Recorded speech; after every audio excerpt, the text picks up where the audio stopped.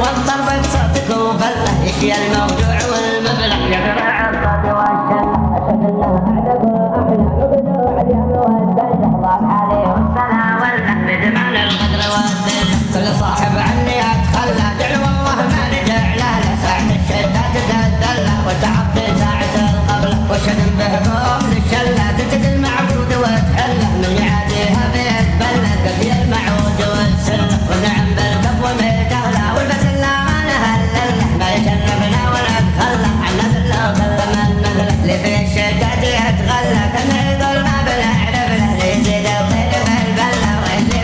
بالموسق له ويجلي بالفتل البسلة يكفي أهل الطيبة والرجلة وقاتي يشهد أعلى كل من للقلب يحتل طيب الأخلاق والأطمع للدنيا رجلته وأطمع اللي في الشدة يتولى محتم اللي وأنا محتم له ما تراجعنا ولو نبلى بالمصايب أو بالقتلة أطمع على المصطفى صلى النبي المختار هو أهله طيب الأخلاق والأطمع للدنيا رجلته وأطمع اللي في الشدة يتولى محتم اللي وأنا محتم له ما تراجعنا ولو نبلى بالمصايب أو بالقتلة أطمع على المصطفى صلى النبي المختار هو أهله كتب نقرع الشلة يشيل الموضوع بالعلة يا وجودي ودي أتسلى والضرب بصوتك وفله ضل حالي والسلا ولا بجمال القدر والذلة كل صاحب عني أتخلى يعلو الله ما رجع له ضل حالي والسلا ولا بجمال القدر والذلة كل صاحب عني أتخلى يعلو الله ما رجع له